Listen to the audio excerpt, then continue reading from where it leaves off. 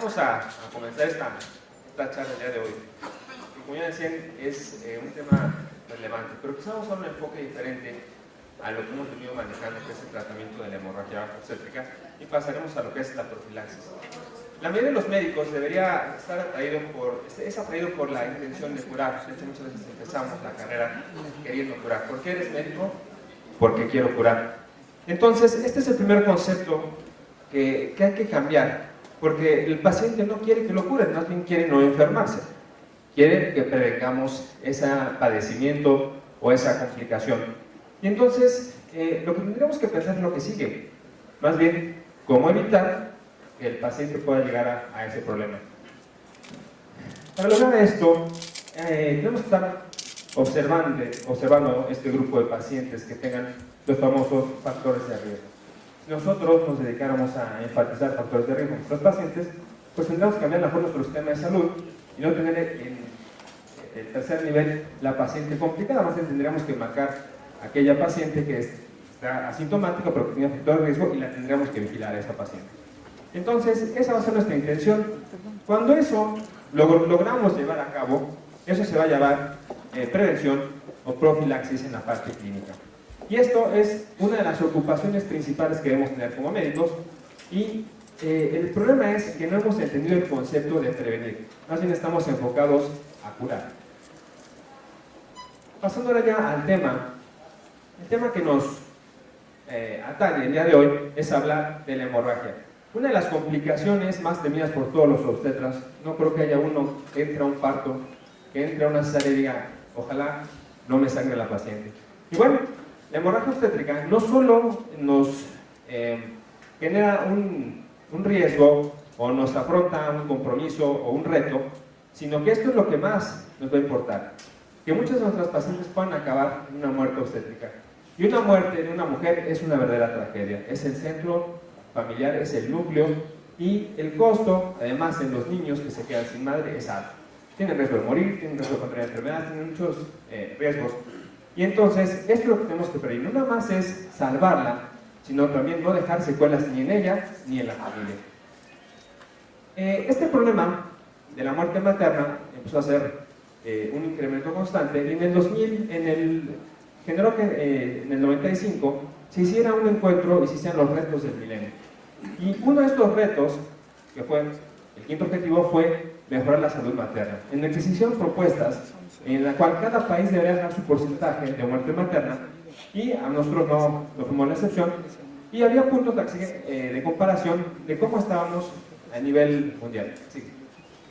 Aquí está, en esta tabla, vamos a ver los porcentajes. Esta es la parte subsahariana, que es la más alta, y nosotros, América, Centroamérica, el Caribe, pues estábamos con este porcentaje. ¿La que sigue? Nos aplicaron nuestra tabulación, otro clic, y para México en el 2005, otro.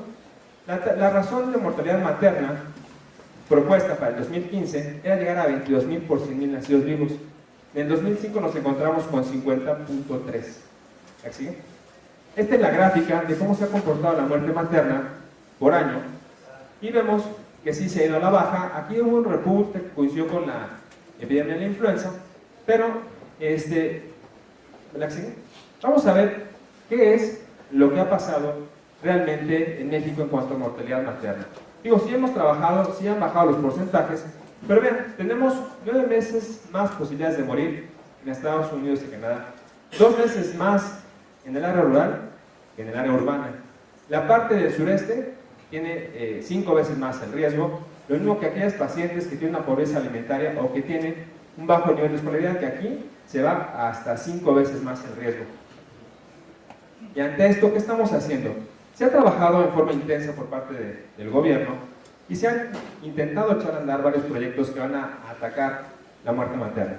El primero fue en el 98, el programa de Progresa, Arranque para con la Vida, Sistema de Protección Social en Salud, y culminamos con el convenio interinstitucional entre la Secretaría de Salud, el ISSSTE y el Instituto Mexicano de Seguro Social, en la cual estamos obligados a atender a aquella paciente que venga con una urgencia obstétrica. ¿La que sigue? ¿Cuáles son nuestros números como país? Bueno, tenemos, en general, para hemorragia, 2.1 millones de embarazados cada año. De estos, de 250 a 300.000 van a tener complicaciones. Y no siempre la complicación va a ser la muerte, sino que va a ser una de cada 5 urgencias la urgencia obstétrica, y 30.000 mujeres van a quedar con una secuela después de este evento obstétrico. Entonces, este porcentaje de 1.207 mujeres, bajamos a 987, a 687, pero esta es nuestra meta para el 2015. Ya tenemos mucho trabajo que realizar. Este es el comportamiento de la razón de muerte materna por estados para el 2011. Y vamos a ver que nuestra tasa sigue siendo 50.3, pero varios estados que van a estar por arriba de esta tasa. Realmente únicamente hay 3 estados que han alcanzado la propuesta de la Secretaría de Salud en cuanto a su tasa local, pero tan solo 9 estados van a contribuir con el 60% de la muerte materna en el país. En cuanto a ubicarnos en el Distrito Federal, bueno, vamos a ver aquí los porcentajes. Este es nacional. Y vamos a ver que entre el 2010 y el 2011 únicamente bajamos el 1.6% la razón de muerte materna. El Distrito Federal es como se ha comportado, donde hay mayor mortalidad, es la Secretaría de Salud, seguida de régimen ordinario. En cuanto al comportamiento, por años en el Distrito Federal, el IMSS se comporta de esta forma. Hemos ido trabajando, estábamos en 125 en el 2006 y el año pasado tuvimos 95 muertes maternas. En cuanto al grupo de edad, esto es interesante porque la mayor razón de muerte materna se encuentra entre los 35 y los 40 años. En cuanto al número de consultas, aproximadamente la mitad, un poquito más, 53% de las pacientes van a ser pacientes que llevaron un control prenatal por lo menos de 5 consultas. Eso quiere decir que estas pacientes las vimos, estuvieron en contacto con nosotros. Pero nada más es eso. Vean aquí, este es cómo se califica la muerte si tuvo una adecuada, deficiente atención, y el 82% de las muertes maternas se califica como una deficiente atención. Y en cuanto al sitio de atención o quién la atiende, el 86% de las pacientes fueron atendidas por un médico certificado. ¿Así? En cuanto a la atención, si es en hospital o no, entre el 86 y el 88% van a ser en un hospital, y de estas, el 80% de las muertes eran previsibles.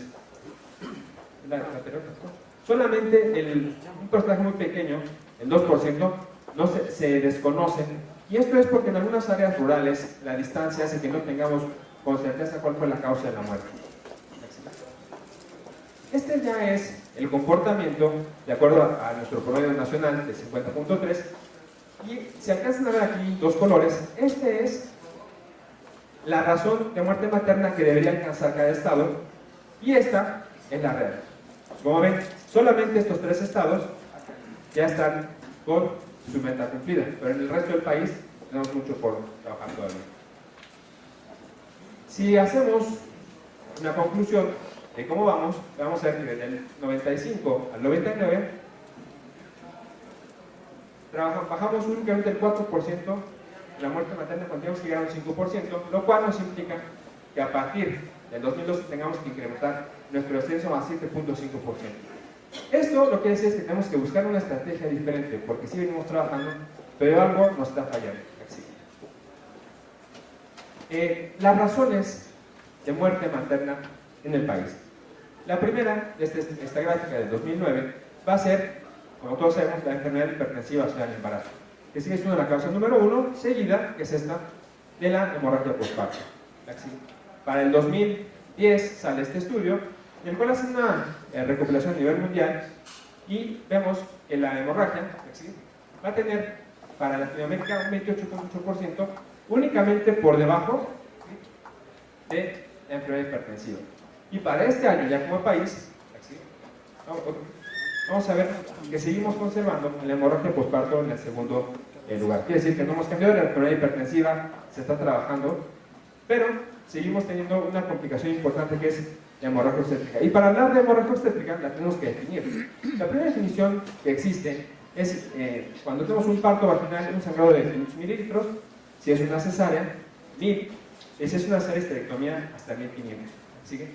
Pero estos valores de 1000 y de 500 son arbitrarios, y lo que hizo fue colocar una revisión por parte de la doctora Deborah Witt en el 2010, en la que dijo, no nada más es suficiente poner un porcentaje, lo que es importante es empezar a evaluar la presencia de signos y síntomas de la hipovolemia o la disminución del hematocrito de un 2%. ¿Y esto por qué es? Porque vean, esta tabla nos habla de que una mujer puede perder 900 mililitros, que sea por ejemplo un 15% de pérdida, y va a estar asintomática. La que sigue. ¿Por qué tenemos esto? Porque tenemos diferentes puntos de corte, no están esclarecidos cuáles son los reales, y lo otro es la dificultad para cuantificar el sangrado, que ese ha sido un problema en todos los estudios, en muchos de los estudios, saber cómo se mide realmente la hemorragia postparto. Otra clasificación es en hablar de temprano y tardía, temprano en las primeras 24 horas, tardía hasta el término del puerperio, y aparece otro término, la hemorragia severa. La hemorragia severa va a ser cuando la pérdida de sangre es más de 150 mililitros en 2 horas, en 20 minutos, perdón, una pérdida del 50% del volumen en 3 horas, o una pérdida sanguínea aguda cuando se pierden entre 1500 y 2000 mililitros en forma abrupta. La hemorragia obstétrica grave va a ser una pérdida del 25% de la volemia, que va a ser aproximadamente el 9% del peso corporal, o la disminución de la hemoglobina, del hematocrito, una pérdida mayor de 150 mililitros por minuto, o que en el manejo se requieran más de 4 unidades de sangre. Si nos remontamos ahora a lo que ha pasado en el Instituto Mexicano del Seguro Social, vamos a ver que ya en estudios viejos, porque este es del 98, decían que en los 10 últimos años la principal causa de muerte materna por hemorragia obstétrica era debido a la atonía uterina, seguía el desprendimiento de placenta, el acto protocitario y por último la placenta previa. Y esto nos lleva a que seamos la segunda causa, otra vez, y la atonía uterina es un padecimiento que va a ser responsable del 75% de las causas de un puerperio patológico. Se calcula que es entre el 2 y el 6% de todos los embarazos complicados y por lo tanto es una opción para poder trabajar. ¿Por qué? Porque se da una falta en la contractilidad del útero.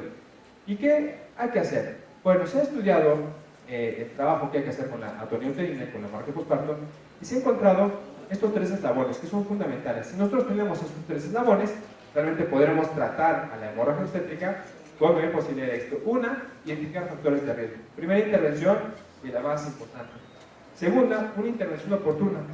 La paciente tiene que recibir esa atención antes de que empiecen las complicaciones por la hemorragia y tenemos que tener disponibles los medicamentos. No nos sirve tener unidades de medicina o de atención hospitalaria en lugares donde no va a estar completo el equipo con medicamento o que no tengamos los insumos para atender a esta paciente. Si nosotros contamos con esto, pues los resultados serán mejores. Alrededor del 50% de la mortalidad debido a atonía uterina. El 90% de las complicaciones debidas a choque hipovolémico. Confirma lo que decíamos en la diapositiva anterior, tenemos que actuar en forma oportuna. Si lo hacemos, el pronóstico será favorable para la paciente. Y aquí es nada más la cadenita de lo que va a pasar si no hacemos nada. La paciente no se va a morir por la hemorragia en sí, se va a morir porque va a empezar la cascada de coagulación, se van a conseguir factores de coagulación, entonces la paciente entrará a una coagulopatía por consumo y eso es lo que la va a matar. ¿Cómo responde el cuerpo ante esta catástrofe? Bueno, lo que tiene que hacer es evitar que la sangre llegue a la cavidad endometrial, provoca el cierre de los vasos sanguíneos y cohibir el sangrado. Esto lo hace a través de esta hormona, la oxitocina. El mejor heterotónico endógeno se produce por la mujer, se va a liberar un pulso, se va a generar una buena contractilidad uterina. Va a actuar rápido, al minuto, 2 minutos, y tiene una vida media corta de 5 minutos. Si no existe una respuesta favorable a esta oxitocina que yo estoy produciendo, entonces tengo diferentes manejos ante esta hemorragia. El primero va a ser el conservador, el manejo definitivo, el manejo médico y el manejo quirúrgico. Todos van a seguir una secuencia de pasos que es la que vamos a ver ahorita, y estamos hablando del tratamiento de la hemorragia obstétrica. Lo primero es el tratamiento médico. Son acciones como intervenir en el tercer periodo de trabajo de parto, las maniobras para dar masaje uterino, la aplicación de tampones o de balones, que lo que nos van a dar es parar el sangrado y ganarle tiempo a esta hemorragia. Nos van a dar 1 o 2 horas para pensar o para estabilizar al paciente o para actuar con lo que sigue. Y la verdad es que el 50% de los casos vamos a tener una respuesta favorable con estas medidas. ¿Qué pasa si no responde este manejo conservador? Bueno, nos vamos a la que dice la medicina basada en la evidencia, que dice que lo ideal es usar un medicamento uterodónico para cohibir este sangrado. ¿Qué tenemos en el arsenal nosotros en este país? Bueno, tenemos a la oxitocina, la ergonomicina, el misoprostol, la carbotocina. Cada uno con sus ventajas y sus desventajas en precio, en costo, en la forma de acción, en la forma en que se va a absorber. Y existen otros medicamentos que han mostrado también una muy buena potencia, que son estos, pero no los tenemos disponibles en el país. ¿Cuál es el mejor ante la hemorragia obstétrica? Si tengo hemorragia, el que yo tengo. Idealmente puede haber estudios que digan que es mejor el usar la carbotocina, no dirán que el misoprostol, la oxitocina y la ergonomina fueron los de batalla por muchos años y realmente funcionan en la prevención de hemorragia, bueno, en tratar la hemorragia. El tratar con medicamentos no es la única opción, tenemos que pensar que necesitamos restituir volumen y tenemos que ocupar soluciones. Lo sugerido es usar soluciones cristaloides en relación a 3:1 a lo que está perdiendo. Pero las soluciones no son toda la solución. Si la paciente está sangrando, entrará con datos de hipoxia a nivel sistémico por la falta de sangre. Entonces, si es necesario, tenemos que considerar primero los cristaloides, después los expansores de plasma y, por último, el ocupar los hemoderivados. Obviamente, conforme vayamos avanzando, el costo va siendo mayor. Para usar la sangre, tenemos que tener precaución, son una sustancia vital para la vida. Las soluciones, los coloides, los expansores no van a ser suficientes. Tendremos que saber cuál vamos a ocupar y cómo los vamos a restituir con sus riesgos que tienen, pero indispensables para el manejo de la hemorragia obstétrica. Si sigue el sangrado, ¿qué sigue? En un inicio nos íbamos con la ligadura de las hipogástricas, como aquí me tocó en la residencia, que era nuestro primer manejo. Eso ha cambiado y ahora tenemos que lo primero que hay que hacer si tengo un sangrado es hacer una disminución del flujo uterino, una desantelesión selectiva. Vamos a ligar la arteria ovárica y la arteria uterina. ¿Para qué? Para disminuir ese flujo. Esto no pasa nada, a la hora hay una redistribución del flujo y la pelvis tendrá un nuevo flujo, pero disminuimos en ese momento el sangrado importante. Otra técnica es la compresión uterina, con la técnica de Bill-Lynch. Otra, que requiere un poco más de tener un sistema de apoyo, es la embolización de la arteria uterina. No es un procedimiento complicado, pero sí requiere quien lo sepa hacer y una tecnología especial para poder hacerla. Aquí vamos a ver cómo está el flujo, la embolizamos y ya no hay flujo. Y la otra será realizar una histerectomía. Y al hacer histerectomía, como tratamiento, también nos planteó a nosotros una pregunta para el estudio. Vamos a hablar un poquito sobre lo que son los tratamientos radicales contra los tratamientos conservadores. Un flujograma sencillo de lo que hacemos en el hospital es útero contraído, ¿sí? Buscar las laceraciones, repararlas. Si no hay una mejoría y seguimos con sangrado, pensamos en la coagulopatía, habrá que usar factores de coagulación o lo que tengamos que ocupar. Si el útero no está contraído, una revisión de cavidad, masaje, tratamiento médico, tratamiento quirúrgico. Y mantener a nuestras pacientes en observación y como estrategia, si la paciente no sangra más de 1500 mililitros, es valorada por la terapia intensiva y muy probablemente la vigilen en tiempo corto o en estrecho tiempo en esta unidad. Y aquí el planteamiento de nuestra pregunta y el objetivo realmente de la plática. En la hemorragia obstétrica existe profilaxis y yo quiero que al final tengamos esta posibilidad. En la hemorragia obstétrica existe profilaxis. Yo les decía al principio de la plática que lo más importante y la primera acción que tenemos que tener es la identificación de factores de riesgo. Y les voy a enlistar los factores de riesgo y no vamos a entrar a analizar cuál factor de riesgo es más importante. Lo que nos interesa es que conozcamos la lista de factores de riesgo, como son el antecedente de la hemorragia, la sobredistensión uterina, sea la causa que sea, por embarazo múltiple, por polidamios, por macrosomía, el trabajo parto precipitado, el uso de prostaglandinas, hematoaspirina, datos de infección, el uso de algunos anestésicos, sulfato de magnesio. Todos estos factores tienen evidencia de que van a fomentar la hemorragia obstétrica. Otro factor muy importante y que es determinante hoy en nuestro hospital es la cesárea.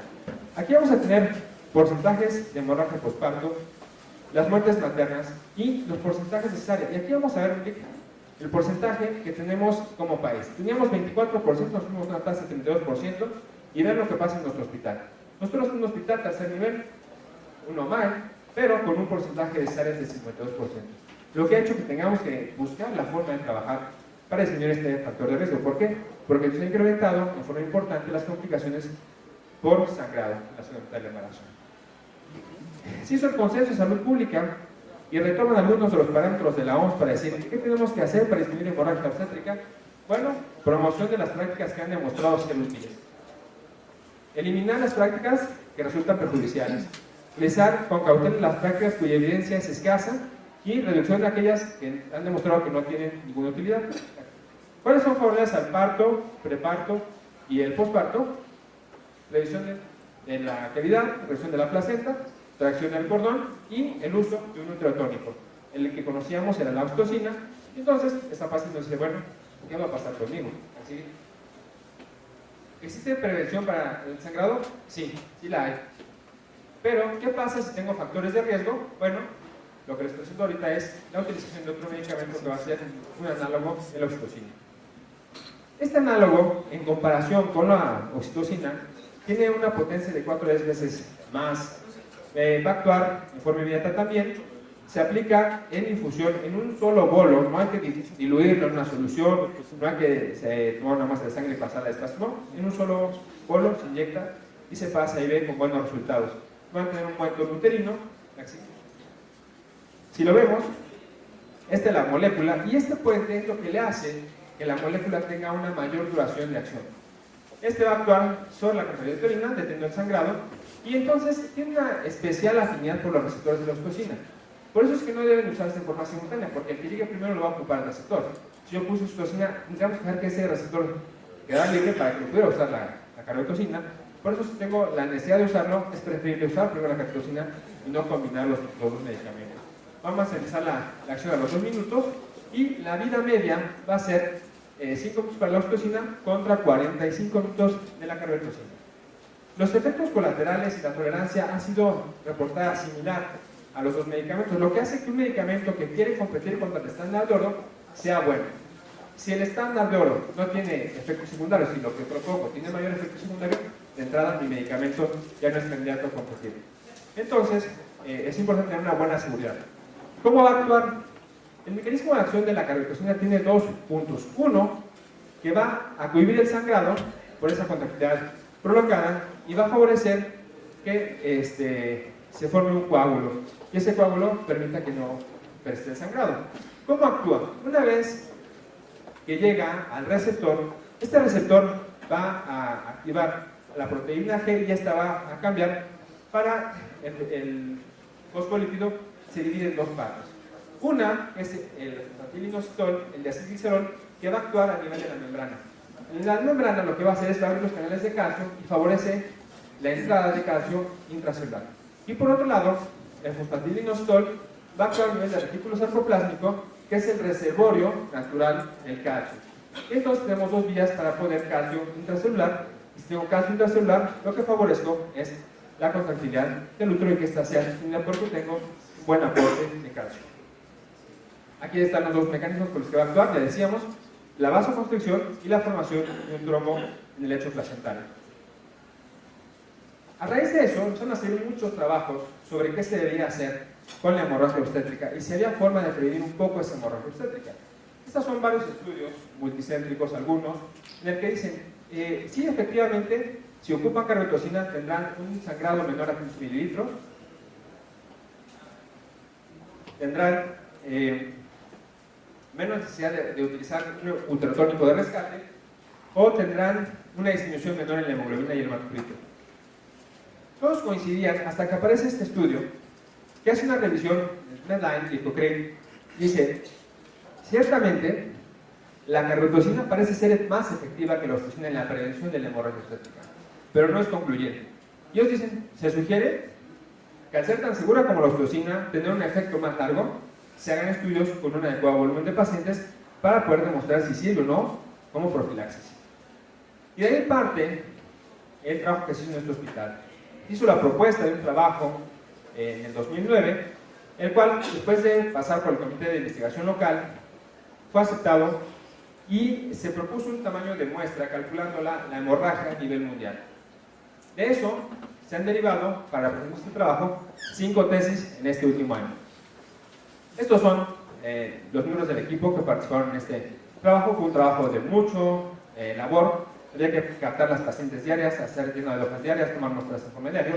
Y realmente, gracias a que era un equipo amplio, se pudieron captar el número de pacientes que, vamos a ver más adelante, fueron 1200 en un periodo de 11 meses.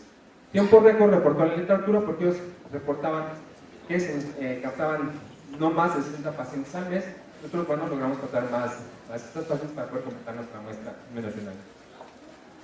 Lo primero que hacíamos al llegar a la paciente era identificar a la paciente que tenía factores de riesgo. Si la paciente tenía factores de riesgo, se le presentaba el consentimiento informado, el cual la paciente conocía cuál era el objetivo del estudio, qué se iba a ocupar, donde ella podía salir del estudio en el momento que ella quisiera. Si la paciente no aceptaba entrar, el manejo iba a ser con la oxitocina en forma tradicional, 20 unidades de oxitocina, posteriores al alumbramiento. Después de que la paciente firmaba, se asignaba el grupo A, la carotocina, o el grupo B, la oxitocina, en forma aleatoria, una y una. Se cuantificó, se siguió la paciente hasta el nacimiento. Una vez que nació la paciente, se cuantificaba el sangrado. Y aquí en la cuantificación del sangrado también fuimos muy estrictos, porque es un punto que se ha criticado mucho. ¿Cómo se va a medir? Entonces, se eliminaba el sangrado hasta llegar a la cavidad, hasta que salía la placenta. Una vez que salía la placenta, se hacía un nuevo conteo, se cambiaban las compresas, y a partir de ahí se empezaba a hacer el conteo. Y si era parto, una vez que salía la placenta, se colocaba una bolsa, se colocaba la sangre, y esa sangre se medía con una probeta. Una vez que la paciente salía, bueno, se llenaba un documento fuente donde estaban datos clínicos. La segunda hoja de este documento tenía el cierre del caso, que era hasta que la paciente egresaba, junto con el bebé. La siguiente era algo que nos preocupó mucho, que era hablar un poquito de calidad. Sabíamos que esto iba a ser muy subjetivo porque íbamos a preguntar a la paciente cómo estaba, y bueno, si me pregunta cómo estoy, yo no sé qué bien, aunque a lo mejor me pueden decir, no te ves tan bien. Pero bueno, para nosotros es un parámetro importante. La siguiente parte, hablar de medicamentos concomitantes, efectos adversos, que este era un punto muy especial para nosotros. Si nosotros encontramos efectos adversos, se forma un coágulo, y ese coágulo permite que no preste el sangrado. ¿Cómo actúa? Una vez que llega al receptor, este receptor va a activar la proteína G y esta va a cambiar para el fosfolípido. Se divide en dos partes. Una es el fosfatilinositol, el diacilglicerol, que va a actuar a nivel de la membrana. En la membrana lo que va a hacer es abrir los canales de calcio y favorece la entrada de calcio intracelular. Y por otro lado, el fosfatilinositol va a actuar a nivel del retículo sarcoplásmico, que es el reservorio natural del calcio. Entonces tenemos dos vías para poner calcio intracelular. Y si tengo calcio intracelular, lo que favorezco es la contractilidad del útero y que ésta sea sostenida porque tengo un buen aporte de calcio. Aquí están los dos mecanismos por los que va a actuar, ya decíamos, la vasoconstricción y la formación de un trombo en el lecho placental. A raíz de eso, empezaron a salir muchos trabajos sobre qué se debería hacer con la hemorragia obstétrica y si había forma de prevenir un poco esa hemorragia obstétrica. Estos son varios estudios, multicéntricos algunos, en el que dicen, sí, efectivamente, si ocupan carbetocina tendrán un sangrado menor a 15 mililitros, tendrán menos necesidad de utilizar un ultratónico de rescate, o tendrán una disminución menor en la hemoglobina y el hematocrito. Todos coincidían hasta que aparece este estudio que hace una revisión, Medline y Cochrane, dice, ciertamente la carbetocina parece ser más efectiva que la oxitocina en la prevención de la hemorragia obstétrica, pero no es concluyente. Ellos dicen, se sugiere que al ser tan segura como la oxitocina, tener un efecto más largo, se hagan estudios con un adecuado volumen de pacientes para poder demostrar si sirve o no como profilaxis. Y de ahí parte el trabajo que se hizo en este hospital. Hizo la propuesta de un trabajo en el 2009, el cual, después de pasar por el comité de investigación local, fue aceptado y se propuso un tamaño de muestra calculando la hemorragia a nivel mundial.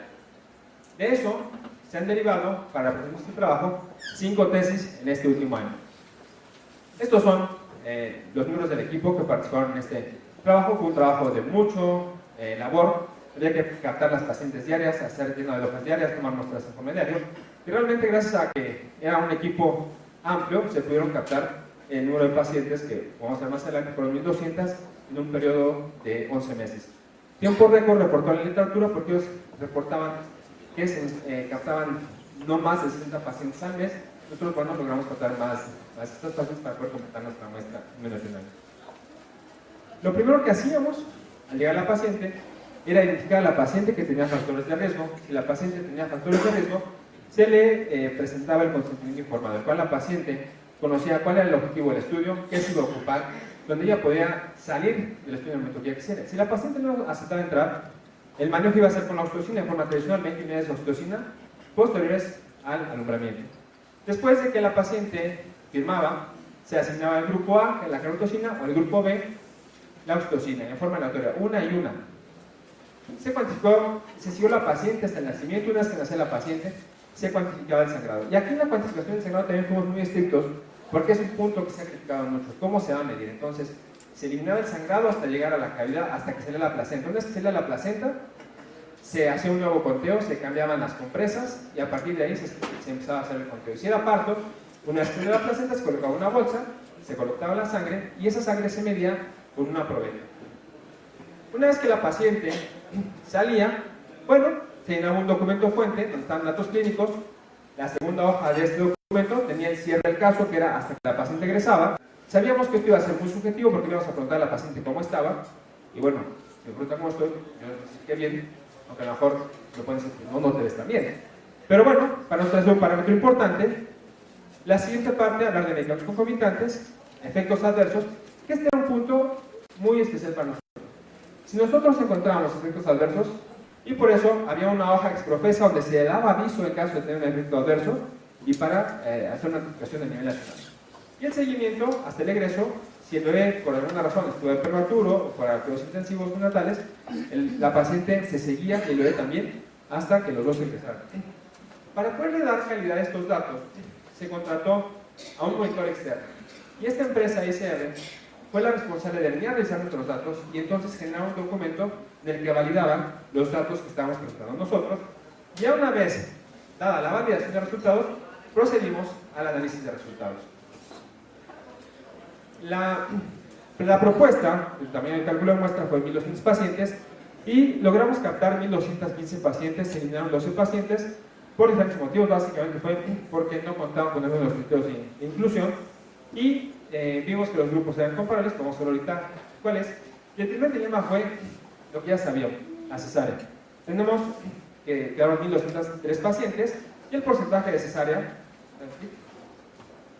por la vía de cesárea fue 88% y de cesárea 11%. Y aquí se ve graficado los porcentajes de parto, de cesárea. Estos fueron los partos que necesitaron la aplicación de forceps por alguna razón.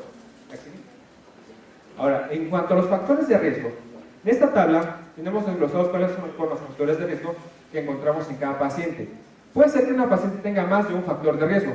Aquí no nos interesaba evaluar cuántos factores de riesgo tenía, si tenía más veces uno o no. Lo que sí nos llamó la atención, y ya lo sabíamos, era que la interrupción por vía abdominal fue el grupo más importante como factor de riesgo, tanto en carbetocina como en oxitocina. Aquí vamos a tener que al hacer una suma de los factores de riesgo en forma un poco arbitraria, pero para tener un número, encontramos que teníamos 1.49 factores de riesgo por paciente en el grupo de carbetocina contra 1.87 en el riesgo de oxitocina. Al hacer el análisis estadístico tuvo una significancia de 0.06, no es mala, nos muestra una tendencia, pero no es significativa. ¿Pero qué pasaba? Aquí, cuando hacíamos el análisis a un sangrado que se ha marcado como 500 mililitros? Este parámetro es porque es donde se encontraba la mayor diferencia de sangrado, de ventajas o desventajas de los medicamentos, y aquí el grupo de carbetocina tenía 2.18 factores de riesgo por paciente contra 1.85 factores de riesgo por paciente. La diferencia es que el grupo de carbetocina tuvo 111 contra 155. ¿Sí?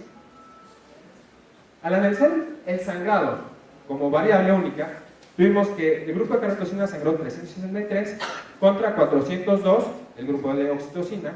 Lo dividimos para poder hacer el análisis por grupos, de 0 a 300, de 301 a 500, de 501 a 800, de 801 a 1000, 1000 a 2000 y más de 2000. Y esto fue el número de pacientes que tuvimos. Como el antecedente del estudio era hablar de hemorragia obstétrica, vimos cuántos casos de hemorragia obstétrica teníamos y encontramos que en esta población tuvimos una tasa del 2.24%, por debajo de la reportada cuando no hacemos nada. Entonces, el grupo A tuvo 9 pacientes, el grupo B 18 pacientes. La diferencia en porcentajes fue del 50%. Aquí está la tabla dividida en los parámetros de sangrado Y vamos a ver, nos fuimos a 300, que este es algo nuevo en el trabajo porque nadie lo había hecho, y encontramos que ya al hacer la división de pacientes que tienen sangrado de menos de 300, es mayor el grupo de pacientes con carbetocina que sangran menos de 300 que los que sangran con oxitocina, con una significancia de 0.02. Y nos fuimos a 500, que es el parámetro que se ocupa a nivel internacional, y aquí la significancia fue más importante. ¿Qué quiere decir? Que cuando nosotros aplicamos el medicamento para prevenir la hemorragia, vamos a tener un número mayor de pacientes que no sangran, por ahí de 500, cuando usamos la carbetocina, que cuando usamos la oxitocina. ¿Otro? Y cuando nos vamos al siguiente grupo, vemos que ya no hay diferencia significativa. ¿Qué quiere decir? Cuando los pacientes nos sangran ya más de 500, o que empezamos a tener un sangrado por arriba de 1000, el efecto del útero tónico no es el único que tenemos que hacer. Tenemos que empezar a pensar que hay que hacer alguna otra cosa. Y esto es otro punto importante del estudio. ¿Por qué? Porque nos dice, si estás en 500, actúa. Si estás pasándote, empieza a buscar qué puedes hacer. Ahora, analizamos las variables de la hemoglobina y el hematocrito, comparándolas, pero no podíamos comparar de entrada una contra una. Teníamos que analizar primero qué pasaba si realmente cada grupo disminuía el hematocrito y la hemoglobina con el sangrado que tenía. Y realmente se encontró, como se esperaba, los dos tienen una disminución importante. Sí hay diferencia de lo que, en mi hemoglobina y en mi hematocrito de operarme y sangrar o tener el partido y sangrar en la previa y en la hemoglobina posterior. Ahora, nos fuimos a comparar el uso de sangre y el uso de un útero tónico. La sangre fue un parámetro poco comparable porque realmente no tuvimos muchos casos de hemorragia obstétrica. Los casos de sangre fueron 10 para el grupo de carbetocina contra 16 en el grupo de oxitocina. No tiene una diferencia significativa. ¿Por qué? Pues porque realmente no es el objetivo tratar la hemorragia obstétrica. El grupo, aquí el objetivo era prevenir la hemorragia obstétrica, que no hubiera. Pero en cuanto al uso de un útero tónico como medida de rescate, vimos que en el grupo de carbetocina hubo 10 contra 37. Y aquí sí encontramos una diferencia significativa en cuanto a la utilización de un útero tónico de rescate. Comparamos también la tensión arterial diastólica, la sistólica y la frecuencia cardíaca. Y tomamos unas cifras basales a la hora de puerperio, a las 2 horas y a las 24 horas. La primera comparación sí la hicimos entre los dos grupos. Y realmente en estos no hubo diferencia significativa. Esta salió con una diferencia significativa, pero al ver el valor salió 77 contra 38 latidos por minuto. Realmente clínicamente no se refleja, aunque estadísticamente sí nos resultó una diferencia en estos grupos. En el resto de los grupos no hubo ninguna diferencia en cuanto al comportamiento de la presión arterial, ni sistólica, ni diastólica, ni la frecuencia cardíaca. En cuanto a la altura del fondo uterino, que es un parámetro también reportado en varios estudios, que puede ser un poco subjetivo porque tengo que decir si estaba el fondo por arriba de la secreción umbilical o por debajo, pero sí encontramos una diferencia importante. Primero comparamos los dos grupos, la carbetocina a 1 hora contra 2 horas y sí tuvo significancia. Luego comparamos la oxitocina 1 hora contra 2 horas y también hubo diferencia significativa. Quiere decir que hubo más úteros por debajo de la secreción umbilical. Ahora comparamos los primeros dos y también había una diferencia significativa entre el grupo de carbetocina contra el de oxitocina, y a las 2 horas también encontramos una diferencia entre el número de úteros por arriba de la cicatriz umbilical con el grupo de oxitocina. En cuanto a hablar del bienestar, el bienestar era un cuestionario con 6 preguntas y estas son el resumen de estas. La primera decíamos cómo se siente, bien, regular o mal. El 94% de las pacientes con carbetocina dijo que bien, contra el 90%, la verdad es un porcentaje muy similar de las pacientes. En cuanto a la percepción del dolor, sí fue mayor el número de pacientes que reportaban tener dolor postoperatorio. Y aquí ocupamos una escala de 1 a 10 y sacamos un promedio para decir cuál era la que tenía más dolor y cuál menos dolor. En cuanto a la presencia de síntomas, dividimos mareo, debilidad y lipotimia, y vimos que aquí un mayor número de pacientes refirió debilidad con carbetocina, pero el mareo y la lipotimia fueron más frecuentes en el grupo de carbetocina. Y otro parámetro fue la utilización de toallas. ¿Cuántas toallas ocupaba la paciente en esas primeras 24 horas? Obvio, no tenemos el control de qué tan frecuente hacía el cambio de la toalla a la paciente, si estaba empapada o estaba avanzada, pero bueno, el criterio era igual para todas. Y aquí vimos que en promedio las pacientes con cartosina ocuparon 5.4 toallas contra 7.2 de las pacientes con el grupo de oxitocina. Bien, esto era el análisis en el grupo completo, pero había un grupo en especial que nos interesaba, que era la enfermedad hipertensiva. La enfermedad hipertensiva no es un factor de riesgo para hemorragia obstétrica, pero sí es un factor que condiciona sangrado. Es por las condiciones per se que tiene la enfermedad hipertensiva que favorece el sangrado, y queríamos ver qué pasaba, si era útil o no emplear también estos medicamentos. Y aquí vimos que en el grupo completo la diferencia no es significativa, pero si nos íbamos a los 500 mililitros, aquí sí ya existe una diferencia entre el ahorro de sangre con el uso de la carbetocina, y que se corroboraba con el descenso de la hemoglobina y del hematocrito. El otro factor importante, la cesárea, como causa de hemorragia. Aquí vimos el uso o no de sangre y el uso o no de otro útero tónico, y vimos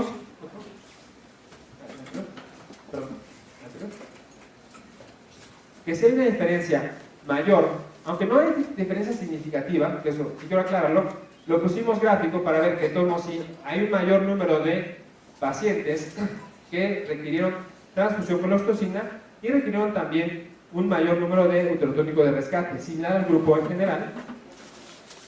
Y en el análisis de 400 pacientes con el único antecedente de cesárea previa, o sea, que tenía una anterior, repetimos la cesárea, aquí vamos a ver que el sangrado tuvo una diferencia de 0.03 y yéndonos a los 500 mililitros fue mayor de 0.04, lo cual nos habla de una importante utilidad de la carbetocina en este otro grupo de hemorragia, que es la cesárea previa. Y el parto. El parto es otro punto del cual no hay realmente estudios que reporten qué pasa si usamos carbetocina en el parto. Y aquí encontramos, en nuestro bajo porcentaje de partos, que en hemorragia obstétrica se encontró solamente una con carbetocina y 7 con oxitocina. Obviamente este requirió el uso de un uterotónico y de este grupo 4. Y aquí la diferencia fue también significativa, lo cual nos hace que este reporte preliminar diga que usar carbetocina para el parto también es una indicación, no nada más en cesárea, también en parto con factor de riesgo. Si comparamos el comportamiento en la cesárea, vemos que únicamente el 28% bajaron 1.5 gramos por decilitro, y de estos, la mayoría eran con oxitocina, y del hematocrito, pues el comportamiento fue exactamente el mismo. El otro punto importantísimo, factores de riesgo. Afortunadamente no tuvimos ningún evento adverso, efectos adversos. El estudio fue 0 en los dos medicamentos, lo cual los hace que sean equiparables. Y esta fue la última parte que quisimos estudiar, que es la calidad de vida. Para hablar de calidad de vida hay que aplicar un cuestionario, que en este caso se hizo con un cuestionario validado para hacer por vía telefónica a los 6 meses de que la paciente había recibido un tratamiento. Puede ser un tratamiento quirúrgico radical, como la histerectomía, un tratamiento quirúrgico conservador, como la ligadura de arterias uterinas, de esterilización, o un tratamiento médico con el uso de cualquiera de los dos uterotónicos. Aquí no hicimos diferencia. ¿Y qué hay de resultado? Que realmente la paciente refiere una mejor calidad de vida con un tratamiento conservador que un radical, equiparable el tratamiento conservador al uso de tratamiento médico, lo cual nos indica que debemos procurar quedarnos con el tratamiento médico antes de pensar en una histerectomía. Conclusiones. Los dos medicamentos son muy parecidos en efectos secundarios, son muy parecidos en que los dos van a disminuir el sangrado, los dos sirven para disminuir la hemorragia obstétrica. Si no tengo uno, puedo ocupar el otro. Los dos van a tener una disminución igual en la hemoglobina y el hematocrito, y la frecuencia cardíaca, los datos clínicos van a ser muy similares. Efectos adversos, 0. Y aquí viene la diferencia. La diferencia al poner una báscula, los beneficios que me va a dar uno sobre el otro, la oxitocina realmente mostró una diferencia no significativa en cuanto a que tuvieron un menor grupo de pacientes que refirieron debilidad. Y en el grupo de carbetocina, comparada a la disminución del sangrado, fue mayor la sangre que ahorramos con la carbetocina en todos los grupos. El fondo uterino lo vamos a encontrar por debajo de la cicatriz umbilical, más a la hora y a las 2 horas, una mayor sensación de bienestar, menor número de toallas, menor mareo y lipotimia, mayor ahorro de sangre en la enfermedad hipertensiva y en la cesárea previa, y como opción en el parto con factores de riesgo. La conclusión de nuestro estudio es: tenemos que actuar a tiempo.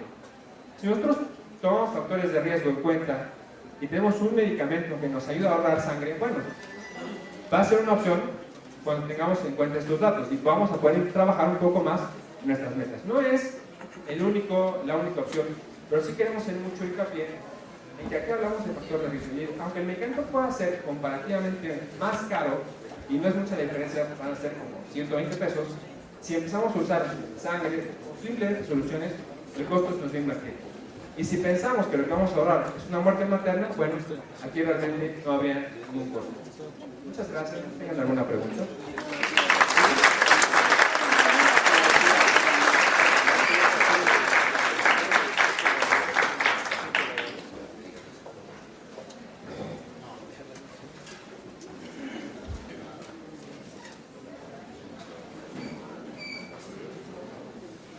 Sí, doctora.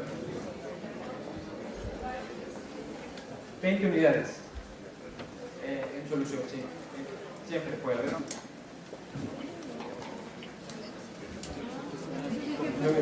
Doctor.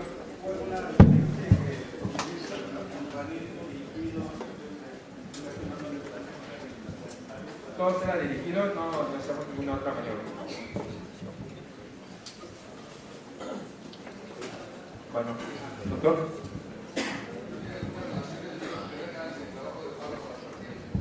Sí, las pacientes que tienen trabajo de parto, que hacemos inducción, si yo también que era más frecuente que tuvieran hemorragia postparto. De hecho, en el grupo de oxitocina fue la segunda causa más frecuente del uso de protector total.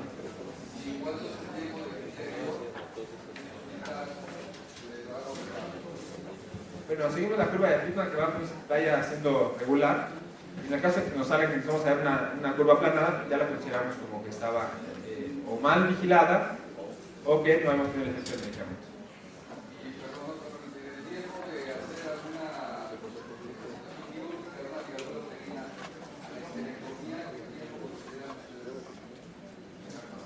Bueno, realmente tenemos un grupo capacitado de médicos. Nosotros consideramos que realmente cuando tenemos 500,000 de sangrado hay que empezar a pensar en otra opción.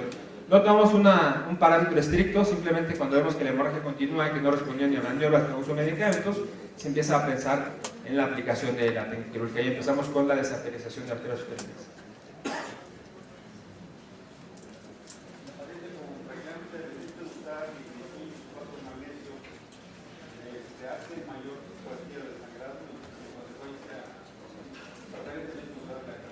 Sí, la enfermedad hipertensiva es un grupo que per sí es diferente al demás, porque podemos tener el efecto de los medicamentos o de la patología por sí sola que pueda traernos la cuantificación del sangrado. Pero al tener las mismas condiciones y manejarlas exactamente igual las pacientes en cuanto al estado hipertensivo, por eso consideramos que eran equiparables los grupos. Sí, doctor. ¿No han comparado, o no hay nada, aunque no esté en el trabajo, comparar carbetocina contra ergotamina y otro grupo contra misoprostol? No, aquí nos vamos a comparar con el estándar de oro, era la oxitocina, por eso nada más fue directamente contra la oxitocina. ¿Ocuparon la multiparidad o nulliparidad como alguna de sus variables? Estaba como factor de riesgo también. Sí, sí, doctor. Aparte del estudio, dentro de los medicamentos,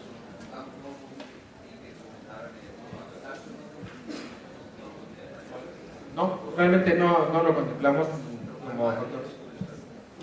No, realmente también aquí es poco, y lo que pasa es que está poco documentado es el uso del sulfato de calcio.